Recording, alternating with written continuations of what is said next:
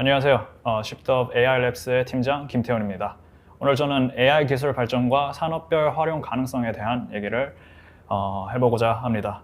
저를 짧게 소개를 해드리면 저는 오픈AI에서 ChatGPT 기술에 필요로 한 라지 스케일 랭귀지 모델을 학습하는 데 연구를 했었고, 이제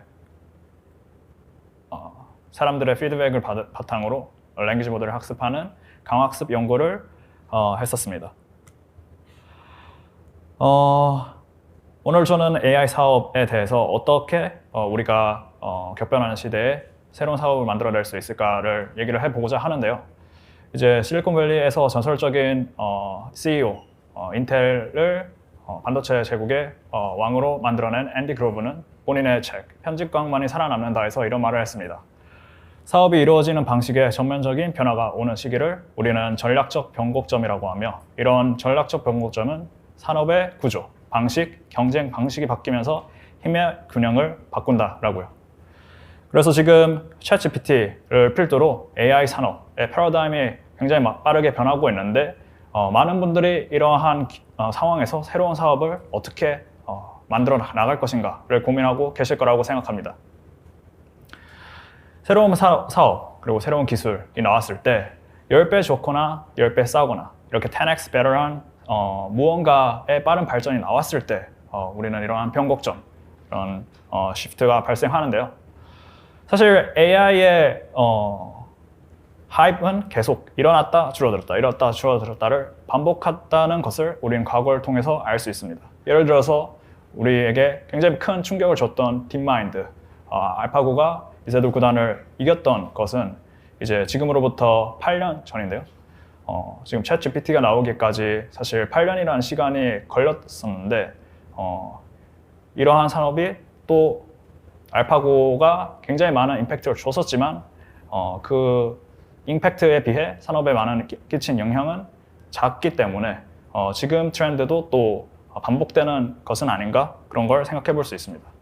하지만 역사적으로 봤을 때 인공신경망, 그러니까 지금의 딥러닝을 만들게 했던 최초의 개념은 지금으로부터 80년 전에 나왔었고, 이렇게 빠르게 발전하고 있는 기술이 짧은 시간에 나온 게 아니라 굉장히 오랜 시간에 걸쳐서 굉장히 많은 지식과 노하우 그리고 하드웨어 발전이 이루어졌기 때문에 지금 그 발전 속도의 커브가 익스포넨셜하게 커지고 있고, 그 가속도는 계속 빨라지고 있다고 저희는 과거의 역사를 봤을 때 알 수 있습니다.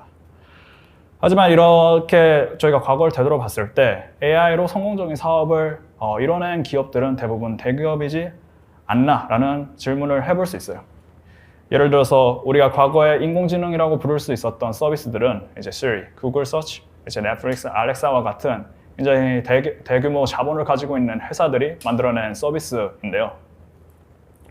이러한 서비스들의 특징은 10x better한 경험이 아니라 이제 기존의 제품에서 두세 배 더 좋은 경험, 이제 뭐 영화를 더 빨리 찾거나 personalized 된 이제 검색 결과를 주는 경험을 통해서 기존 제품에 연동해 플러스 알파의 가치를 만들고 기존 산업을 더 견고하게 만들어 왔다는 것을 특징을 알 수가 있습니다. 하지만 지금의 AI 트렌드는 조금 다르죠. 이제 챗GPT 여러분들 굉장히 많이 써보셨겠지만 지금까지 경험해 본 적이 없었던 가치를 만들어낼 수 있는 기술들이 나오고 있습니다. 어떻게 보면은 이제 구글 검색에서 우리가 찾기 어려운 검색 결과를 챗GPT에서는 한 번의 검색으로 바로 알 수 있는데요. 그래서 이러한 경험은 10x better한 경험이고, 과거에 있었던 AI 혁신, AI 레볼루션이 서비스들에 끼쳤던 영향과는 조금 다를 수 있다고 보여집니다. 그래서 AI는 굉장히 오래된 준비 과정 그리고 하드웨어와 같이 성장을 하면서 이제 그 성장 곡선이 조금씩 빨라지다가 지금은 급격하게 상승 곡선을 이루고 있고, 그래서 지금까지 대기업들이 많은 서비스들을 제공을 하면서 대기업이 이 시장에서 큰 가치를 캡처했지만 이제 새로운 산업, 저희들은 어떻게 이러한 시장에서 이러한 상황에서 새로운 사업을 구상을 낼 수 있을까를 저는 이제 얘기를 해보고자 합니다. 과거에 스티브 잡스는 이제 제품과 서비스가 아니라 고객에서부터 출발해서 이제 새로운 사업을 고민을 항상 해야 된다는 얘기를 했습니다. 지금과 과거에 굉장히 다른 AI 분야의 혁신의 다른 점 중에 하나는 파운데이셔널 모델이라는 것인데요. 이제 파운데이셔널 모델이라 하면은 이제 굉장히 큰 거대한 그리고 굉장히 거대한 데이터셋을 기반으로 학습된 모델이 있고 이 모델을 파인 튜닝해서 정말로 다양한 분야의 스페시픽한 도메인의 모델을 만들 수 있다는 것이 파운데이셔널 모델인데요. 그 전까지는 도메인 스페시픽한 모델만을 우리가 계속 이용해 왔고 이제 검색, 추천 하나의 것들에 대해서 특화된 모델들이 만들어졌지만 파운데이션 모델은 하나만 이제 값비싼 비용을 들여서 학습을 한다면 여러 가지 태스크를 만들어낼 수 있다는 게 다르죠. 그래서 이런 파운데이셔널 모델이 등장을 했고 이게 과거의 AI 트렌드와 굉장히 다른 점이라고 볼 수 있는데요. 이런 파운데이셔널 모델 굉장히 많은 회사들이 만들려고 하고 있죠. 이런 파운데이셔널 모델을 만들기 위해선 이제 뛰어난 연구자와 엔지니어 50명 그리고 최소 1,000억 원 이상의 투자금 그리고 굉장히 거대한 수만 개 이상의 GPU와 같은 컴퓨테이션 리소스를 가지고 있는 파트너와의 협업이 반드시 필요하고요. 이게 노하우가 없다면 또 2, 3년의 시간이 걸리겠죠. 사실 돌이켜보면은 이러한 시도를 과거에 소수의 기업만 한 건 아니에요. 지금 오픈 AI가 했듯이 굉장히 많은 기업들이 본인의 모델, 본인의 랭귀지 모델을 만들려고 굉장히 많은 시도를 했었는데 사실 챗GPT가 나오면서 한 달에 이제 2만 원 정도의 돈만 내면은 이 서비스를 굉장히 쉽고 빠르게 접속할 수 있고 이런 서비스뿐만이 아니라 API를 제공을 하면서 정말로 말도 안 되는 값싼 가격으로 스테이트 오브 아트의 퍼포먼스를 보여주는 이제 랭귀지 모델, 파운데이션 모델을 우리는 손쉽게 접근할 수 있게 되었고 사실 이런 파운데이션 모델을 준비하던 수많은 기업들은 지금까지 투자한 노하우 그런 모델들을 사용하는 게 의미가 있나 싶을 정도로 기술적 격차가 굉장히 커져버렸습니다. 그래서 지금까지 NLP를 연구한 팀들이 이제 오픈AI는 가지고 있지 않은 데이터를 기반으로 학습을 했을 때는 이러한 모델들이 어느 정도 성능을 보일 수는 있지만 지금 어제 또 오픈AI에서 GPT 모델을 파인 튜닝하는 API도 제공을 해줬기 때문에 본인들이 만들어 왔고 준비해온 모델을 쓸 이유가 점점 더 사라지고 있는 것 같아요. 그래서 사실 이러한 문제점을 왜 이런 문제가 일어나는가를 봤을 때 제 생각에는 정보의 격차가 너무 크다고 는 점 때문인 것 같거든요. 이제 주변에 만약 페이스북, 오픈 AI 그리고 이제 엔비디아와 같은 큰 기업에서 AI를 리딩하고 있고 AI 프로젝트를 참여하고 있는 사람을 주변에 한 명도 알고 있지 않다면 여러분들이 알고 있는 정보, 뉴스 그리고 논문을 통해서 소비하고 있는 정보들이 실제로 가치 없는 정보일 확률을 놓고 그 기업들이 1년 전, 그러니까 굉장히 오래돼서 별로 필요 없다고 생각되는 정보들을 우리가 소비하고 있다고 스스로 인지하고 그걸 경계할 필요가 있습니다. 그래서 우리는 불완전한 정보를 가지고 판단하고 실행을 하기 때문에 굉장히 잘못된 실행을 할 수 있는데 우리가 최근에 오펜하이머라는 영화가 이제 개봉을 했었죠. 이제 거기 그 영화를 보면서 저는 AI를 굉장히 많이 떠올렸는데 원자폭탄이라는 이제 기술적 도약은 사실 전 세계적으로 뛰어난 사이언티스트들을 모아서 한 자리에 모아서 굉장히 급박한 상황에서 그들의 퍼포먼스를 최대한 활용해서 이제 원자폭탄이라고 하는 도약을 만들어냈는데 사실 지금 오픈AI 같은 파운데이션 모델을 만들고 있는 기업들에도 정말로 그 어디에서도 찾기 힘든 슈퍼 탤런트들을 가지고 기술적 도약을 계속 만들어내고 있기 때문에 만약에 저희가 100년 전에 원자폭탄을 러시아, 미국이 만들고 있었다면은 과거로 돌아갔을 때 우리는 어떠한 선택을 했을까? 원자폭탄을 만들려고 노력을 했을까? 아니면 그러한 정보를 알고 우리가 잘 할 수 있는 것은 무엇일지를 한번 생각을 해보면 좋겠다는 생각을 들었습니다. 어쨌든 이 파운데이션 모델을 만들기 어렵다는 거는 뭐 누구나 다 알고 있는 사실인데, 이런 파운데이션 모델이 목표든 아니든 파운데이션 모델의 목표가 파라미터 수를 늘리는 것이 아니라 스티브 잡스가 말했던 것처럼 고객의 가치를 10배, 100배 늘리는 것이어야 된다는 생각이 듭니다. 그래서 우리가 어떠한 유저한테 어떠한 가치를 줄 수 있고 그것을 위해서 어떠한 데이터가 필요한지, 그리고 이런 모델을 만드는 데 필요한 투자가 적절하고 그 requirements, 인재가 우리가 충분히 있고 그 모델을 만들었을 때 경제적 가치를 만들어낼 수 있는가, 이렇게 컴페티티브한 시장에서 이런 것들을 우리는 많이 고민을 해보고 투자를 할 필요가 있을 것 같습니다. 뭐 이렇게 투자를 뒤늦게 한 사례가 전혀 없지는 않죠. 예를 들어서 인플렉션이라는 회사가 이제 챗GPT를 만든 오픈AI가 랭귀지 모델을 8년 전부터 만들기 시작했지만 인플렉션은 이제 그 회사를 시작한 지 2, 3년밖에 안 됐는데도 파운데이션을 만들게 된 이제 대표적인 사례 중 하나인데요. 이제 이들은 오픈AI가 대형 모델을 만들고 있을 때 그 모델이 이제 챗GPT를 나오기 전에죠.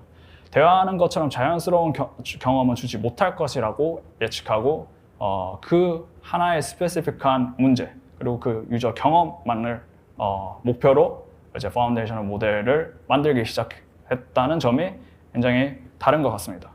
그래서 이 사람들은 대화형 상호 인터페이스가 미래다라고 생각하고 그 파운데이션 모델이 아니라 어쨌든 유저가 필요한 대화형 인터페이스에 굉장히 집중을 했었고, 이제 이들은 구글과 챗GPT보다 자연스러운 매력적인 인터페이스를 만들려고 노력했습니다.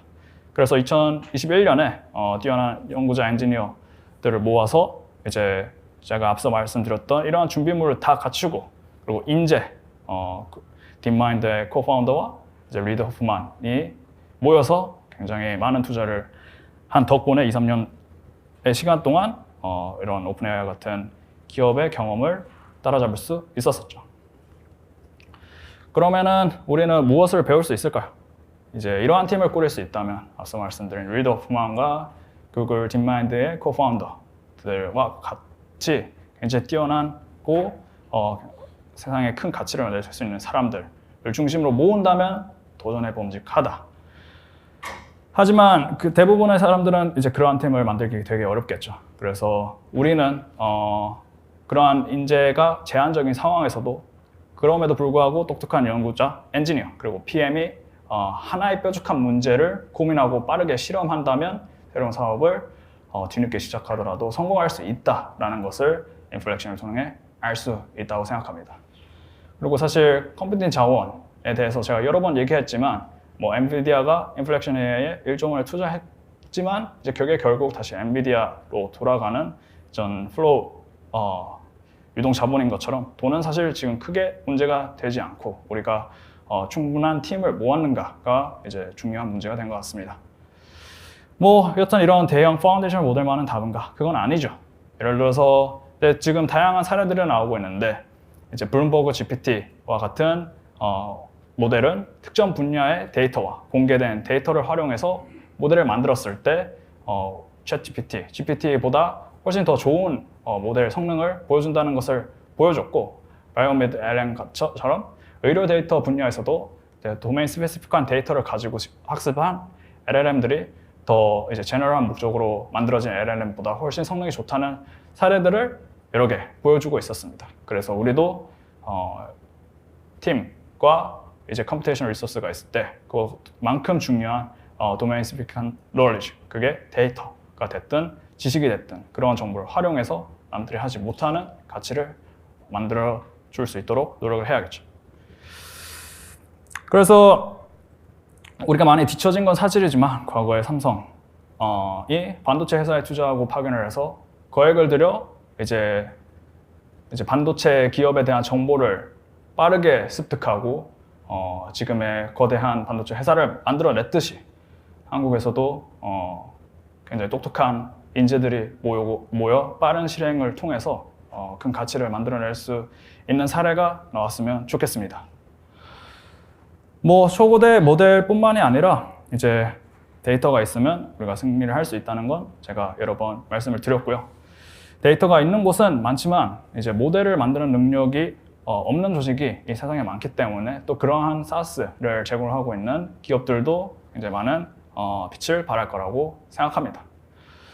이제 샘 알트만은 우리가 먼 장기적인 전략을 취하는 것보다 빠르게 실행을 하면서 하루하루 배운 남들이 알지 못하는 지식을 토대로 실행하고 그러한 실행들이 모여 전략이 되는 것이 가장 사업을 만드는데 중요하다라고 말을 했는데요. 전략을 생각하지 않고 우리가 불완전한 정보로 전략을 먼저 생각하지 않고 그 누구보다 빠르게 실행을 해서 남들이 갖고 있지 않은 정보를 계속 습득을 해서 그 배움으로 전략을 만들어내는 것이 굉장히 중요하다고 생각합니다. 그래서 굉장히 많은 이제 기술들이 산업으로 가기 위해서 일단 기술 발전의 그래프를 이렇게 봤을 때 아직 태동기에 있는 분야들은 이제 저희가 새로운 사업을 만들어내는데 굉장히 기회를 많이 찾을 수 있다고 생각합니다. 예를 들어서 General Purpose Large Scale 모델들에 대한 AI들은 이미 이 러닝 그로스 커브가 너무나도 빨라지고 있기 때문에 이러한 곳에서는 기회를 찾기 힘들죠. 하지만 우리는 이 기술들이 5년 전, 이제 8년 전에는 태동기에 있었다는 거. 그래서 지금 우리는 태동기에 있었던 기술을 집중해서 바라보고 거기서 고객 가치를 만들어낼 방법을 고민을 해야 될 것입니다.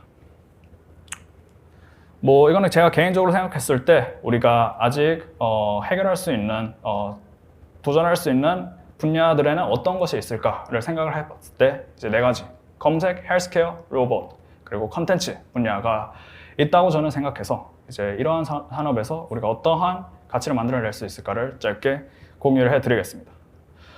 이제 먼저 검색이죠. 지금 우리가 검색을 하는 방법은 이제 먼저 질문을 생각해내고 내가 어떤 점에 대해서 궁금한지 그리고 그 질문에 대한 키워드를 입력해 결과들을 하나씩 들어가서 정보를 수집하는 것이 지금의 검색의 행태입니다. 우리가 매일매일 하는. 하지만 챗GPT가 나오면서 이런 General Purpose Language 모델이 나오면서 중간에 키워드가 아닌 프롬프트, 자연어를 입력하고 결과를 일일이 들어가지 않고 그냥 정보가 이제 정제된 상태로 나오고 있는 인터페이스가 만들어진 게 가장 큰 변화죠. 근데 이제 뭐 챗GPT가 맞는 건 아니죠. 그들도 결국 그 문제를 해결하긴 할 거지만 아직까지는 어제 나온 기사 그리고 올해 나온 정보들에 대한 질문은 바로바로 대답을 해주지 못하고 있고 이러한 문제를 빠르게 해결하고 있는 기업들이 여러 개 나오고 있습니다. 그 중에 하나가 Perplexity라고 하는 스타트업이 대표적인 사례죠. 그래서 구글이 가지고 있던 검색 시장의 1%만 가져가도 굉장히 큰 밸류에이션을 우리는 가져갈 수 있기 때문에 저는 여기가 굉장히 가치 있는 도전해 볼 법한 산업이라고 생각하는데요. 이제 Perplexity는 말씀드렸던 것처럼 챗GPT가 제공해주지 않는 가장 레이티스트한 정보와 그 정보를 정보의 출처, 이제 레퍼런스 링크들까지 제공해주고 있고 이런 게 챗GPT에서 제공해주지 못하는 정보이기 때문에 이제 이러한 니즈가 있는 유저들에게 굉장히 빠르게 유저들을 모으면서 성장해 나가고 있는 스타트업입니다. 지금은 이제 키워드 기반으로 검색을 하고 있지만 자연어 검색의 일반적인 세상에서는 우리가 흔히 말하는 Search Engine Optimization, SEO가 사라질 수도 있습니다. 그래서 기존에 있어 우리가 알아왔던 SEO 노하우는 자연어 검색이 일반화되었을 때 전혀 무용지물을 될 수 있기 때문에 자연어 검색이 일반적인 세상에서 광고와 같은 새로운 가치를 어떻게 만들어낼 수 있을까도 저희가 생각해 볼 문제라고 생각합니다. 이런 SEO도 AI 검색에 맞춰서 전환을 해서 승리를 해야 되겠죠. 이제 두 번째로 제가 언급드리고 싶은 건 헬스케어인데요. 이제 기존의 헬스케어, 이제 많은 기술들이 이제 비전 기반으로 암을 진단하거나 사람들도 진단하기 어려운 AI 기술들을 굉장히 많이 나오고 있지만 어쨌든 부정확하거나 지연된 진단이 오래된 트래디셔널한 헬스케어 분야에서의 문제였습니다. 그래서 이러한 치료가 반복되었을 때 이제 상태 악화, 의료 비용의 증가 등 다양한 문제를 일으킬 수 있는데 이제 기존의 헬스케어에 AI가 이제 접목해서 달라지려면 챗GPT가 학습된 것처럼 우리가 새로운 시도를 해볼 수 있지 않을까 생각합니다. 챗GPT는 말씀드렸던 것처럼 거대한 파운데이셔널 모델이 먼저 학습된 후에 휴먼 인터페이스, 대화형 인터페이스로 답을 잘 낼 수 있도록 파인 튜닝된 모델인데요. 그래서 챗GPT는 GPT-4라는 거대한 모델로 만들어진 학습 데이터를 기반으로 만들어진 것이 챗GPT입니다. 그래서 라지 스케일 모델을 학습 데이터 생성기로 활용을 해서 이제 기존의 의료 데이터를 모으는 게 힘들었으니까 가장 AI에서 중요한 것이 데이터를 모으는 것이 어려운데 데이터를 만드는 것, 그리고 의사들이 만들어진 데이터를 기반으로 진단을 하는 것의 성능을 높이는 것이 하나의 중요한 브레이크스루가 될 것이라고 생각합니다. 그래서 이거는 헬스케어뿐만이 아니라 다른 분야에도 적용되는 건데요.